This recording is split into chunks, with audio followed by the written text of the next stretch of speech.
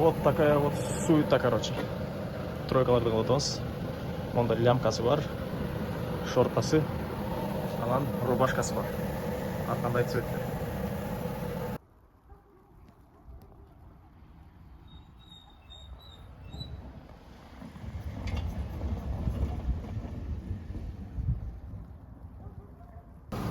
Короче, уже 7-нчи күн бүгүн.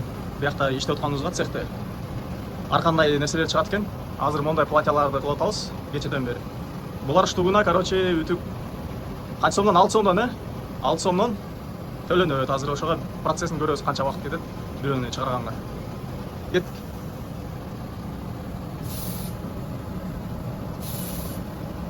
Жеңдерин кылат биринчи.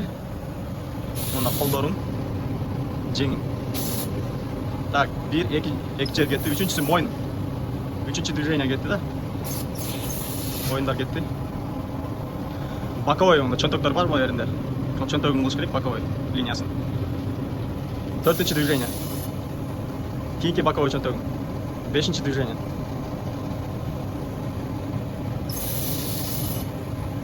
Алтынчы движение мол. Гүлдөрдү жаткырыш керек. Гүлдүгө каратып.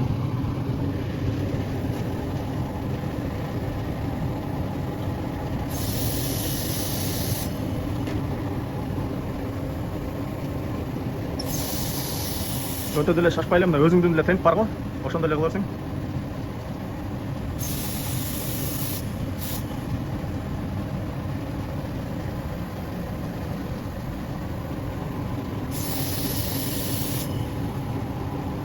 Так, бул 6-нчы движение кетти беле? 7-нчиси. 8-нчиси. 2 бөлүп калып, бул менен 9-нчы движение, түзөп кылганын бир движение болуп эсептелет да, түзөп берип 9-нчысы. 10-ның сол кады ошондо. 10 движение, 10 жол түзөп. Время бүттү. Ошондо 1:58, почти 2 минут. Анан бундан 6 сом чырың деп кетти. Бирөөгө 6 сом экен да, короче. Анан кандай деп ойлойсуңар? Ушул платьяга 6 сомдо негизи арзаныраак болуп калчудай экен да, арзаныраак болшобойт менин оюмча. Кетирген убактыңачы. Мына ушуну кыш десе болот да, нормальный. Настоящий кыш болуп аткан.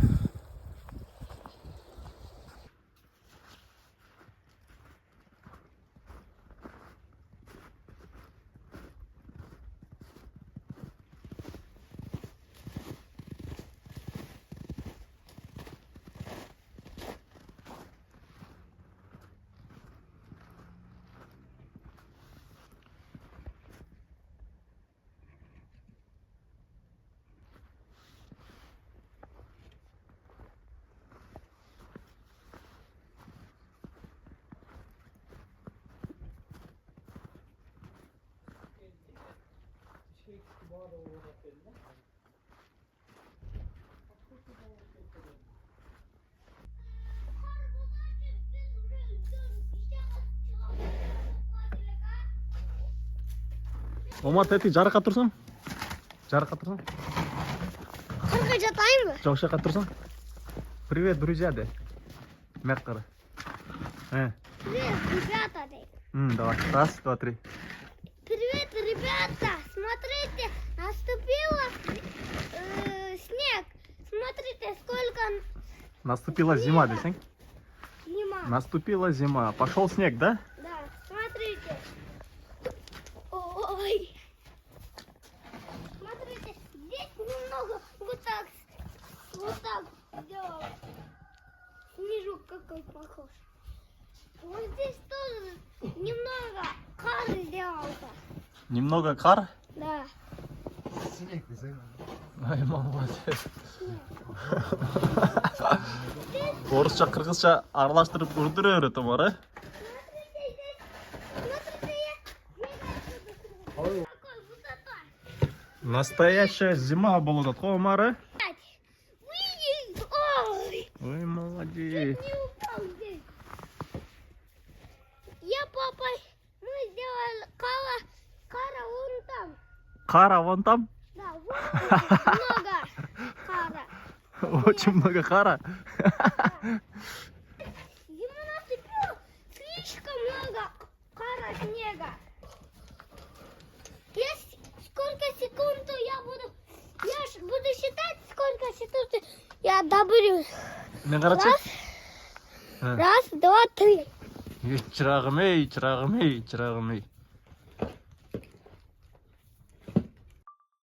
Азыр экөөбүз, короче, одновременно линияга чыгып текшерип атабыз кимге биринчи келет экенин көрөбүз азыр. Мен да линияга чыктым, бул да линияга чыкты. Мына мага келди, бирок Новопавловка дейт. 40 минут. Ладно, кете беребиз. Бизге бензинге не жалко. Игілік? Давай, игилик жумалы. Нормально заказано, набрать, хотя бы 10 аласың. Жок, ана чыкпайт азыр. Ана көрсөтөм го, жөнөтөм скриншот. Жигиттер, парктын комиссиясын өзүңөр каалагандай кылып настройка кылып атырган парк бизге да келген. Бул эксперт парк. Бул парк 8 жылдан бери Россиянын территориясында мыйзамдуу түрдө иштеп келаткандыктан өзүнүн айдоочуларына коопсуздукту жана туруктуулукту кепилдикке берет. Парктын комиссиясын айта кеткендей эле өзүңөр тандайсыңар. 3 варианты бар. Биринчи варианты 2%, экинчи варианты ар бир заказдан 4 сомдон, үчүнчү варианты суткасына 55 сом. 55 сом төлөп коюп, каалаган количествода, каалаган суммаңарга заказ кыла берсеңер болот. Жана силер регистрация кылып, ийгиликтүү фото контролдон өткөндөн кийин силерге саламдашуу бонусу 100 сом түшөт. Эң эле жакшы жери досуңду чакыр деген программасы бар. Досуңарды чакырасыңар. Силердин атыңарды айтып регистрация болгондон кийин силерге 1000 сом түшөт. 5 досуңду чакырдың, 5000 сом иштедиң. Круглосуточная техническая поддержка жана круглосуточно акчаңарды каалаган банкка комиссиясы жок чыгарып алсаңыздар болот. Бул реклама эмес деген болсом адашып калам. Бул реклама, бирок силер эгерде кечке иштеген болсоңор, паркка 150 сом, 200 сом комиссия бересиңер. А бул жерде жакшы варианты көп иштегендерге суткасына 55 сом төлөп коесуң, калганча заказ кыла бересиң. Бул менин силерге кеңешим. 8 жылдан бери иштеп келаткан тажрыйбалуу айдоочу катары. Мо фитти көптөн бери көрө элек болчумун. Как раз ушул бош болуп калып, фиток менен чыктым, өзүмдүн фитогум менен. Сагынып калыптырмын бул машинаны. Сколько лет деп учурашып фит экөөбүз. Жумушту баштадык, азыр биринчи заказ завершить эттим. 373 сом чыкты бул жака. Ал шаарды көздөй акырын айдай беребиз. Новопавловкага келдим эле, эми бияктан Новопокровкага кетебиз. Шаардын тигил бурчунан бул бурчуна. Бул заказ 354 сом, 20 километр 35 минут. Новопокровка заказды завершать эттим, эми кийинки заказга алыш керек. По пути домой менен ушакка келип калдым да. Ана домойду завершать этип, обычный линияга чыгып коюп, шаарды көздөй таптап этип атам. Ушундай. Заказдын шаардын четине келдиңер, кайра центрга. Шаардын четине келдиңер, кайра центрга бара бериш керек. Линияда турган бойдон элечи. Кийинки заказ чыккан Кеңеш көчөсүнө барат экен, мо учкун жака. Кеңеш көчөсүнө 8,7 километр 16 минут дейт. Аз күтүп турам клиент. Ошондо бул заказ да бүттү, эми кайра шаарды көздөй таптап этебиз. Шаарды көздөй айдайын десем, кийинки заказ чыгып калды. Кийинки заказга барабыз, анан көрөбүз каяка барат. Мен январда слабый иштеп калып, азыр февральда жана Золотого да жетпей калдым да, ошон үчүн быточка көрүнбөйт. Атаки январда платина менен иштегем. Декабрда жакшы бал чогултупчу. Азыр эми быточкасы көрүнбөйт. Любой жак айдаса ошол жака кетмей болот да. Булар жакын жерге эле барат экен, Ауэзовага. 3-8 километр дейт. А так бияктан кескен болсом 3 километр эле да, короче.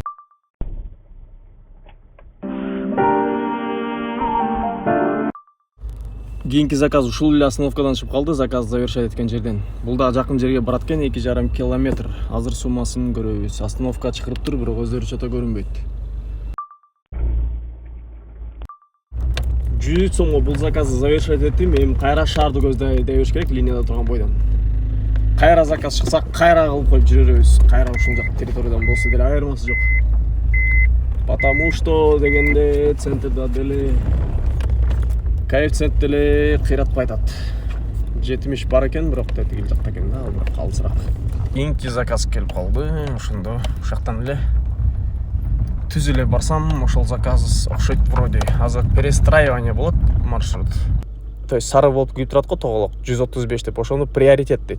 Билбегендер болсо, билбегендер көп экен. Рейтинг, приоритет, активность, анан ошол нерселерди айырмалай алгандыр көп экен да. Год выпуска автомобиля +10, активность 100ду кошот, серебро +5, А так меники плюс 25 кошулуп аткан да мурдагайда.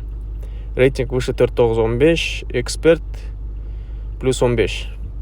Ошонун баары кошулганда 135 балл экен меники. Утушташ керек да. А, доставкабы? Зарядка. Тиги номерлерин доставка кылып заказ берсеңиз жакшы болмок да. Эконом бердим да. Доставка там жарым саат дейт. Так. 509 0509 999 999. Короче, доставка жарым саатта келет экен деп бул такси заказ берип доставка берип берди да, зарядник. Бул попутчиктин бара турган жери алыс эле болгон үчүн алып койдум да. Негизи андай расстоянияга попутчик чыгат, бирок күндүзү чыгат да.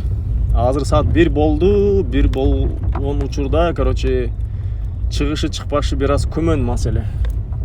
Бирок айла жок, бара беребиз эми алып койгондон кийин. Жамаат, карасам, тиякта уже коэффициент вроде нормально болуп калыптыр да. 90га чейин күйөттүр. Анан азыр буну отмена кылып салам дагы, анан линиядан чыгып туруп отмена кылып, анан лучше коэффициентке кирип алып эле, коэффициент менен заказ алам. Не пойдет.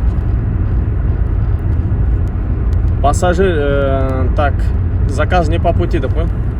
Отменить. Заказ отменен. Азыр тети коэффициентке кирип алып, анан заказ алабыз. Же Ахунбаева жака барып, политех жака эле. Ошол жактан заказ алабыз, обычный эле заказ. Попутчик эмес. Негизи күндүзү мындай эртерээк убакыт болсо, попутчик экинчи деле бат эле келмек да, анан бул келген жок заказы. Анан заказ менен баратканда деле келишине күмөн да. Ошон үчүн отмена кылып салдым. Бир заказ менен еще попутчик менен арзан барганга желание жок. Центрга болсо деле бир жөнүндө коэффициент жакатчы, Аламединский базар жактарга хотя бы болгондо алып кое бермекмин да. А тияка барып алып, ал жактан кайра эле без коэффициент заказ аласың да. Жамаат, коэффициент непредсказуемый болуп тияк бияка секирип атат, ошондуктан бул жактан эле чыгып коебуз. Политехтин районуна Ахунбаевга келип бурулдум. Ошоктон эле чыгып обычный заказ алабыз. Азыр көрөлүчү канча мүнөттө келет экен. Саат 1-ден 5 өттү түнкү. А число бүгүн уже 9 болуп калыптыр. 8-ден 9-на караган күнкү смена да бул, короче. Азыр байкайбыз канча убакытта заказ келет. Заказ келди Шота Руставелиден. Б точкасы көрүнбөйт эми. Бир ай Б точкасын көрүп жүрүп, азыр эми Б точкасы жок заказдар непривычный болуп атат. Каяка барат деген ой менен кетирет. Добро пожаловать. Не забудьте пристегнуть ремни безопасности. Даже на заднем сидении. Поездка по... Кийинки заказга келип күтүп турам. На местени бастым. Булар Акбатага барат экен, бирок ё-моё. 13 километр 20 мүнөт. Акбатанын заказын завершать эттим. Бияка списокко түшүптүрбөйбү? Түштү го, походу. 239 сом болду всего лишь Акбатага. Эми кийинки заказды күткөнчө шаарды көздөй жылы беребиз. Кайсыл жак менен көтөрүлсөк ошол вопрос да. Акбатадан азыр түз эле чыгып туруп, Курманалиева менен Советский жака чыгып кетебиз анда. Так, кийинки заказ келечек бирдемке дейт. Точно ошол жакта турабы же башка жактабы? Чакырган жагына эле бара беребиз да. Так, келечектин ичиндебиз деп калган болсо, подойди деп дейиш керек болуп калат. Кийинки заказды алдым. Келечек 11:21 дейт. Эми бул дагы отмена кылып салбайбы экен, ошон үчүн мына маяк кетирмеш болуптур, пресс көчүрүп коебуз дейин десем, российский номер экен. Багып көрүн, телефондун списогуна түшүшүн. Списокко түшүп калат бул жакта. Если что, российский номер кидать эткен болсо, WhatsApp-ына чалып сөйгөбүз да анда.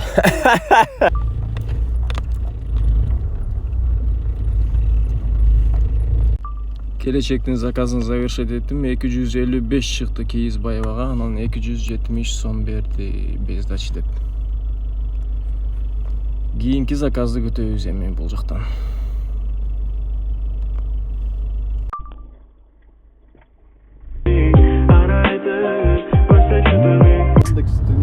Интернетке чыгып атат, билебиз. Яндекс версиясын алып салдық деген ойда ойлаймын. Осылай тұрсам болады ма жоқ зарядка? Қандай телефон? Samsung жаңағы Type-C деп қойшы. Type-C бар осында провод? Жоқ, провод жоқ та. Менікі дағы байға болшы да ондай. Мейлі, iPhone-овский.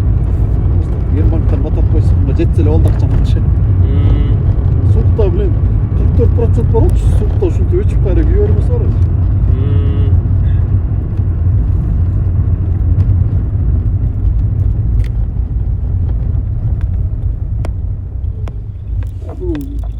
Сине тең балдар болуп, мен анча мынча эс алып.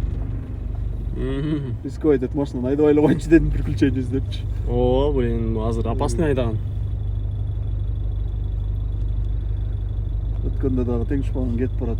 Кызуу болду. Айдайын дейт, айдап айлап койчу десем болбойт. Чыгам баары бир депчи. Шенген жагы бар да. Гай тозуп кармалдык. Аркы берки кылды. Бирок чыкты эми 30-40 мүнөттүн ичиндечи. Көрдүңбү чыгат экенби, тияк дейт. Чыгарым чыктым, бирок пацандардын астында жалдырап 30-40 мүнөт тургансы мага жаккан жок дедим. Жаш балдар милициялардынча. Зачем тура? Унижение болуп чейин. А так принципиальныйлар деле болуп калат. Алар вообще. Тем более закон азыр катуу иштеп атат.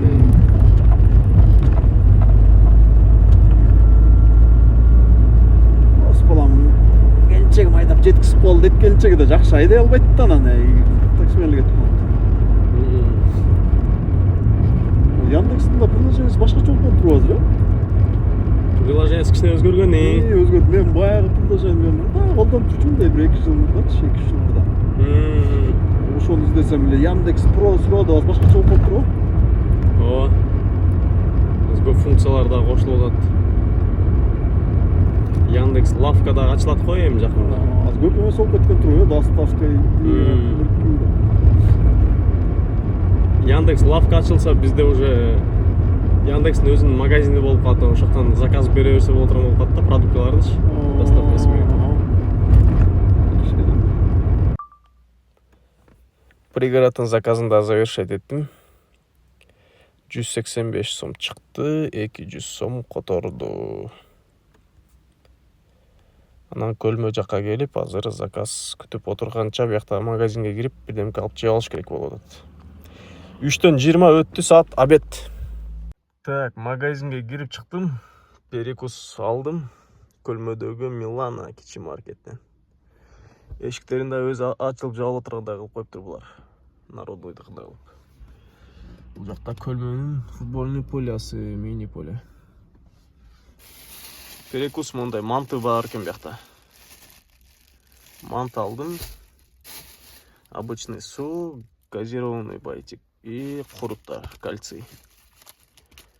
Караганда кичине кальций керек болуп калат экен да кишиге. Сөөктөрдү чыңаш үчүн 30 жаш деген оңой жаш эмес экен да. Азыр заказ келди, алсам питание жарып отуруп линиядан чыккан жок болчумун. Өзүнүн точкасы могу жакта где-то. Анан калык атага заказ берин дедим эле. Махаббат Гандидеги дейт. Махатма Ганди эмеспи жеке случайно десем, Махатма Ганди дейт. Махаббат Ганди деп болуптур. Мага ошактан жанагы пиво, тигил бул алып келип бересиң дейт. Кечирип коюңуз жеке дедим. Башка эле чакырган доставка, Glovo, Слового заказ бериш керек. Бирок алар деле только еда ташыйт дедим. Анан бияка заказ берсем эле жанагы үйүмө туура келип калып атат го, силер деле шыпылдап пат алып алат экенсиңер дейт. Ооба, биз шыпылдап алып алсак активность түшүп кетет да дедим. Активность түшүрбөш үчүн алып коебуз деп. Анан айттым, тиги указать на карте кылып туруп, местоположениеңиздин кереги жок, указать на карте кылып туруп, могу калык атаны коесуңар. Анан Б точкасы деген жерге указать на карте кылып туруп эле, ошол өзүңөрдүн үйүңөрдү коюп туруп, анан комментарийге мондай нерселер керек деп жазып коесуңар. Анан заказды алган водитель, алар деле активность түшүрбөйүн деп алып алат да, алгысы келбегендер болсо деле анан чаласыңар, же алар чалат. Акчаны заранее которосуңар, анан алып келишим мүмкүн. А так мындай выкуп деген тема жок бизде дедим. Могу Яндекстин приложениясын колдонуш үчүн мындай хакер болуп же какой-то айтишник болуштун деле кереги жок го. Приложение киресиң, бүт жазылып турат мына, түшүнүктүү элечи. Кааласаң кыргызча кылып аласың приложение, кааласаң орусча кылып аласың. Бүт жазылып турат мына, моягы мындай деп. Ошону эле окуп туруп эле мындай инструкция менен эле следовать эткенди билсең эле болду да, колдоно бересиң. Ошону да биз элдер мээси жетпейт да, таң калыштуу, Китеп окуган ар жакта эле турсун. Саидмурат Давлатовдун YouTube каналынан көрүп калдым беле, же китебинен окудум беле, эсте жок. Мойтип айткан экен да, Кыргызстанга китеп саталык десек, менин китебимди дейт. Яй деньги деген китеби бар го, менин жана акча деген. Статистикасын карасам дейт, Кыргызстандагы 0,13% деп ушинтип айтканда 0,1% бир жылда бир китепти окуган 0,13% экен да элдердин. А так 99,1% бир жылда бир китепти окубайт экен. Анан буларга кантип китеп сатам деп ойлонуп туруп, анан тетиги Цум жака чоң китептин макетин жасап, адам ошондой макетти кийгенби ушинтип реклама кылышкан экен да, ардагы способтар менен телевизор, газеталарга чейин жана кылып кызыктырып ошентип анан сатышкан экен. А так элестеткиле, Кыргызстанда 0,13% эле адам бир жылда бир китеп окуйт экен, бир эле китепти до конца завершать этет экен. Бир жылда 3-4 китеп окуган адамдар Кыргызстанда анан 99,9% адамдары Instagram Reels'терди же YouTube Shorts же TikTok'тун мындай кыска видеолорду листать эткен адамдар 99,9% экен да. Ал видеолорду көрөт дагы 2 мүнөттөн кийин сурасаң, эмне жөнүндө көрдүң десең, 2 мүнөттөн кийин унутуп калат. Ошон үчүн мен азыр Instagram'ды да удалить этип салдым временно. TikTok'ту там 2 жыл болуп кетти, ошойт удалить этип салганыма. Жөн эле убактын кетирген нерсе да. Хоть полезный нерсе көрсөң деле, башка нерсе көрсөң деле листать этип видеону мындай эсиңде калбайт аларчы. Тоок ме болуп каласың да, тоок ме болуп, тоокский память болуп калат. Ошондой болгондо аны унутуп каласың по-любому. Жакшы видео көрсөң деле по-любому унутуп каласың. Ошон үчүн лучше мындай TikTok-миктоктон бирдемкен үйрөнүп деле кереги жок да. Это просмотр ради того момента ошондой эле экен да.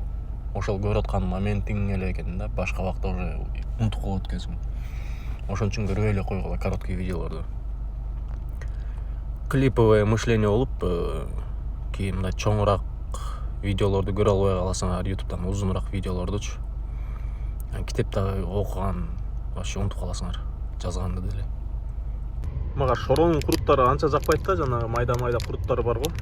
Слишком тузу, анан ушунакча кылып. Мо био курут деген вообще сонун жагат. Жесең да приятный да, прям сонун курут. 3-төн 49 өттү, дагы деле заказ жок. Эми акырын шаар жакка жылыш керек азыр. А так биякта отурсаң отура бересиң. Питание жарып бүттүм. Жанагы заказды отмена кылдырдым, доставка деген. Шаар жакка айдаш керек. Негизи иштегендин эң жакшы тактикасы баягы да. Ошо отурбаш керек бир жердечи. Топка берип эле жүрө берсең нормально болот. Заказ штадың, кайра центрге урдуң. Заказ штадың, кайра центрге урдуң. Кайра заказ штадың, кайра ур. Башы турбаш керек, эгерде көбүрөөк иштейин десеңер. Бензиндин көзүн карабаш керек. Бензиндин көзүн карагандан по-любому көбүрөөк чыгат да, ошентип. Пустой болсо деле шаар жакка карап ура бериш керек. Именно түн иштегендечи. Күндүзү билбейм, күндүзү кичине күтүп турсаңар деле болот. Күндүзү заказ чыгат да.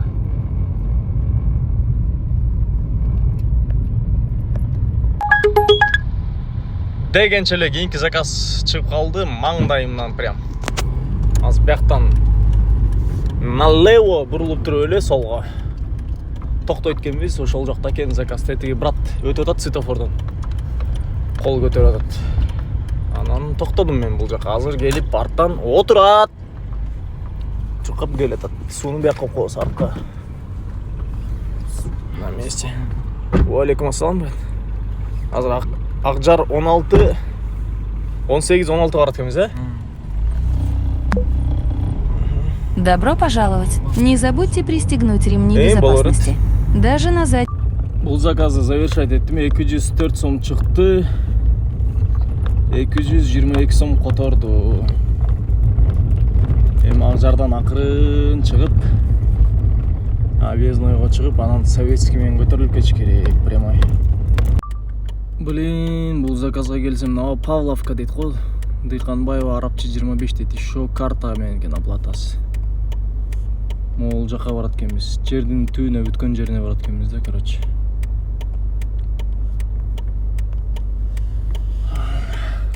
Зато отмена алалбайт. Отмена алған болса, неустойка түшіп қалады. Безналдарында ошонысы жакшы.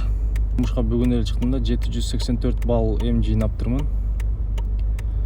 До конца катуу иштеп туруп, золото либо платинага жетип албаса болбойт, а так точканы заранее көрүп.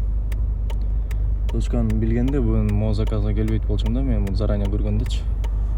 Саат 6:37 болду. Кийинки заказ Жибек жолу Молодая гвардияга барат экен. Прям светофордун түбүнө коюп коюптур го, короче. Ошол жака жетпей токтойм да. Азыр күтүп турам чыгышын.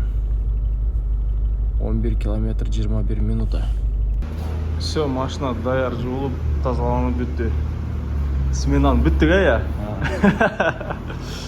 Жадам кандай болду жумуш? Окшошту? Биринчи смена? Грязный канча чыкты? 3-6? Нормально болот. Поликтерди жууп, готовы все. Пробег 250 километр. Все в сборе. Ну, салып коечу. Мен салып коеюн. Зря. Все в сборе. 250 километр жүрүп турмун. Итогторун азыр жазып коем. Ал бияктан могу офиске отчет бергенин киришет баары.